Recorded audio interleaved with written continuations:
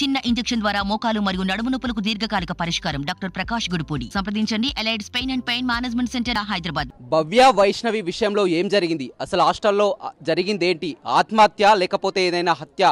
జరిగిన కారణాలేంటి? మనం చూస్తున్నాం.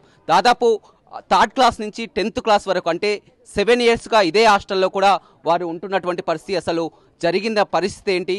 ఆ హాస్టల్ వారు ఏమంటున్నారు? పోలీసుల వర్షన్ ఏ విధంగా ఉంది? ఆర్టీవీ గ్రౌండ్ రిపోర్ట్లో ఒకసారి తెలుసుకుందాం.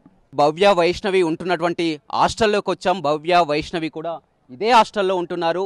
భవ్య 3వ తరగతి నుంచి 10వ తరగతి వరకు, అంటే 3rd క్లాస్ అంటే కూడా మనం చూడొచ్చు చాలా చిన్న ఏజ్ నుంచి కూడా, చిన్నప్పటి నుంచి కూడా 7 సంవత్సరాలుగా ఇదే హాస్టల్లో పెరిగిందని చెప్పవచ్చు. ఇక్కడి నుంచే ప్రతినిత్యం దగ్గరలో ఉన్నటువంటి స్కూల్కు వెళ్ళేది. స్కూల్కి అదేవిధంగా హాస్టల్కి ఒక 2 కిలోమీటర్ డిస్టెన్స్ ఉంటుంది. ప్రతిరోజు కూడా ఆటోలో హాస్టల్కి వెళ్ళినది. అదేవిధంగా ఆ రోజు ఏం జరిగిందంటే, రాత్రి ఎగ్జాక్ట్గా చూసినట్లయితే మొత్తం విద్యార్థులంతా కూడా భోజనం చేయడానికి కిందికి రావడం జరిగింది. కానీ భవ్య వైష్ణవి మాత్రం భోజనానికి రాలేదు.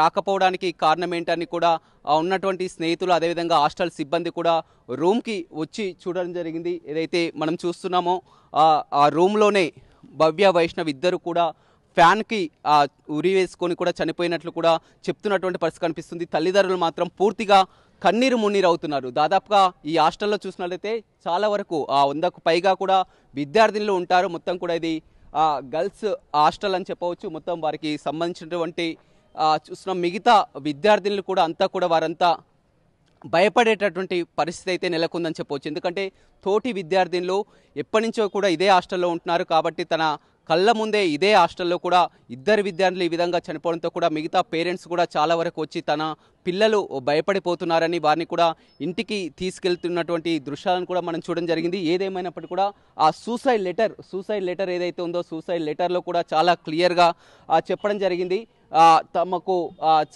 కానీ ఆ సూసైడ్ లెటర్ చెప్తున్నటువంటి ప్రకారం భవ్య సోదరుడు మాత్రం ఇది తమ చెల్లె రాసినటువంటి హ్యాండ్ రైటింగ్ కాదు, ఖచ్చితంగా సూసైడ్ లెటర్ ఆమె రాసిందని కాదని చెప్తున్నారు. ప్రతినిత్యం వీరికి కావాల్సినటువంటి మొత్తం కూడా హాస్టల్ పిల్లలకు ఉంటున్నటువంటి కిచెన్ అనేది ఇక్కడే ఉంటుంది. మొత్తం కూడా వారంతా ఇక్కడ వారికి కావాల్సినటువంటి భోజనాలు కూడా అన్ని ఏర్పాటు చేసి కూడా రూమ్కు తీసుకెళ్తుంటారు. ఇదే క్రమంలో కూడా రాత్రి భోజనానికి మాత్రం రాలేదు.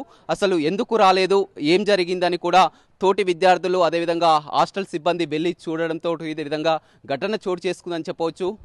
మొత్తం మీద ఎంతో చిన్నారి, ఎందుకంటే 3rd క్లాస్ నుంచి కూడా వచ్చిందంటే మనం అర్థం చేసుకోవచ్చు. 3rd క్లాస్ అంటే చిన్న వయసులోనే మొత్తం ఒక 3rd క్లాస్లోనే ఇక్కడికి రావడం జరిగింది. 10th అయితే దాదాపు మళ్ళీ ఒక నెక్స్ట్ మంత్ అయితే 10th ఎగ్జామ్స్ కూడా పూర్తవుతాయి. హాస్టల్ నుంచి వెళ్తుంది. కానీ ఇంతలోనే ఈ విధమైనటువంటి ఘటన చోటు చేసుకోవడం, అదేవిధంగా ఈ ఆత్మహత్యపై కూడా పలు అనుమానాలు వ్యక్తం అవుతున్నాయి. తమ కూతురు ఆత్మహత్య చేసుకునేంత పిరికిది కాదు, ఖచ్చితంగా పలు అనుమానాలు వ్యక్తమవుతున్నాయని చెప్తున్నారు. వైష్ణవి తండ్రి కూడా కొద్దిసేపటి మాట్లాడడం జరిగింది. వైష్ణవికి తల్లి కూడా లేదు, తల్లిని కూడా కోల్పోయినటువంటి పరిస్థితి. వైష్ణవికి తండ్రి ఒక్కరే ఉన్నారు. ఆ తండ్రి కూడా సాయంత్రం వరకు కూడా తమ కూతురు 7 గంటల సమయంలో తనతో ఫోన్లో మాట్లాడి కూడా డబ్బులు వేయమని చెప్పినా కానీ ఆటో డ్రైవర్కు తాను డబ్బులు వేశానని మాట్లాడిన తర్వాత దాదాపు 8 గంటల సమయంలో తమకు మళ్ళీ ఫోన్ కాల్ వచ్చింది.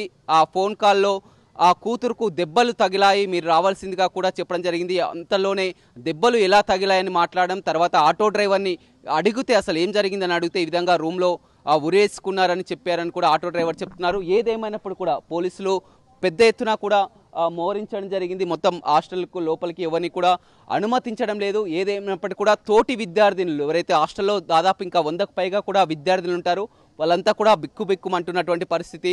హాస్టల్లో ఉండాలంటే కూడా భయపడాల్సినటువంటి పరిస్థితి. ఎందుకంటే ఈ హాస్టల్ గదిలోనే 2 చనిపోవడం అనేది మిగతా తోటి విద్యార్థులను కూడా పేరెంట్స్ వచ్చి తీసుకెళ్తున్నటువంటి పరిస్థితి కనిపిస్తుంది. దీనిపై పూర్తి స్థాయిలో విచారణ జరపాలి, అసలు ఈ విధంగా ఎలా జరిగిందో జరపాలని కూడా చెప్తున్నారు. హాస్టల్ వార్డెన్ అదేవిధంగా ఆటో డ్రైవర్, పీటీ టీచర్ ముగ్గురిపై కూడా అనుమానాలు ఉన్నాయని కూడా భవ్య వైష్ణవి తల్లిదండ్రులు చెప్తున్నటువంటి పరిస్థితి అయితే కనపడుతుందని చెప్పవచ్చు. ఏదేమైనప్పటికీ కూడా 10th విద్యార్థులు ఇద్దరు కూడా ఈ విధంగా ఆత్మహత్యకు పాల్పడడం అనేది భువనగిరిలో సంచలనంగా మారిందని చెప్పవచ్చు.